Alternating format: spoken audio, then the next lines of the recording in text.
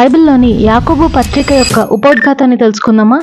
యేసుప్రభువారి సొంత కుటుంబస్థుడైనప్పటికీ యేసే క్రీస్తు అనే విషయాన్ని మొదట్లో గ్రహించుకొనక ఆయన మరణ పునరుద్ధానాల తర్వాత యేసే క్రీస్తు అనే విషయాన్ని తెలుసుకున్న వాడై ఆయన కోసం బలమైన సాక్షిగా ఒక బలమైన సేవను జరిగించిన ఈ యాకోబే ఈ యాకోబు పత్రిక రాసిన రచయిత. క్రీస్తు శకం 44 నుండి 49 మధ్య కాలంలో ఈ యాకోబు పత్రిక రాయబడిందని హిస్టరీ మనకి చెప్తుంది. అయితే కొత్త నిబంధనలో ఉన్న పుస్తకాలు బైబిల్ కెననైజేషన్ జరుగుతున్నప్పుడు ఎర్లియస్ట్ రిటర్న్ బుక్ గా ఈ యాకోబు పత్రిక నిలిచిపోయింది. అంటే మొదటిగా రాయబడిన పత్రికల్లో యాకోబు పత్రిక ఒకటిగా చరిత్రకారులు మనకు చెప్తూ ఉంటారు.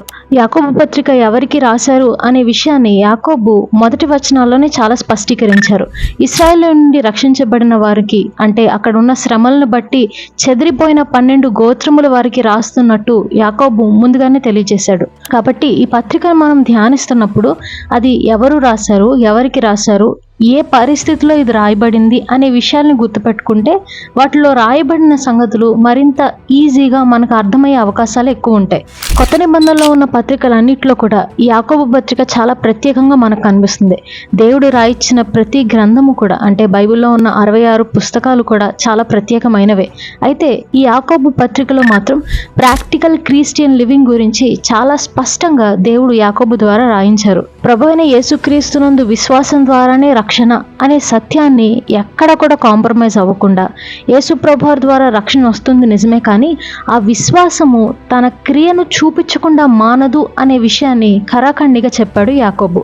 చాలా మంది పౌలు రాసిన పత్రికలకి ఈ యాకోబు పత్రికకి కాంట్రడిక్షన్స్ ఉంటాయని చెప్తూ ఉంటారు. అంటే పౌలేమో విశ్వాసం ద్వారా రక్షణ అంటుంటే క్రియలు లేని విశ్వాసం మృతమని యాకోబు అంటున్నాడు కదా, ఈ మాటలు ఒకదానికొకటి కాంట్రడిక్ట్ అవుతున్నాయి అని చాలా మంది అంటూ ఉంటారు. కానీ యాక్చువల్లీ ఒకదానికొకటి ఇవి కాంప్లిమెంట్ చేసుకుంటున్నాయి అనే విషయాన్ని చాలా మంది గమనించుకోలేరు.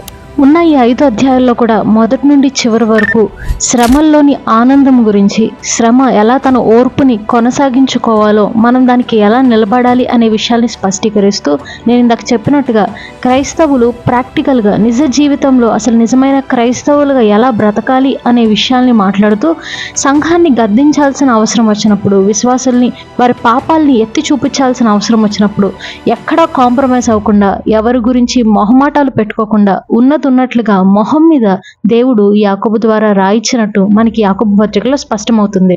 దీని గురించి ఇంకా స్పష్టంగా చెప్పుకోవాలంటే చాలా సమయమే పడుతుంది. కానీ బైబిల్ స్టడీలో ఎవరైతే మొదట్లో ఇప్పుడిప్పుడే ప్రారంభిస్తున్న వాళ్ళు ఉన్నారో, లేకపోతే స్టడీ విషయంలో స్ట్రగుల్ అవుతున్న వాళ్ళు ఉన్నారో, అలాంటి వారికి ప్రప్రథమంగా మొదటిగా యాకోబు పత్రికని ధ్యానించమని నేను సజెస్ట్ చేస్తాను.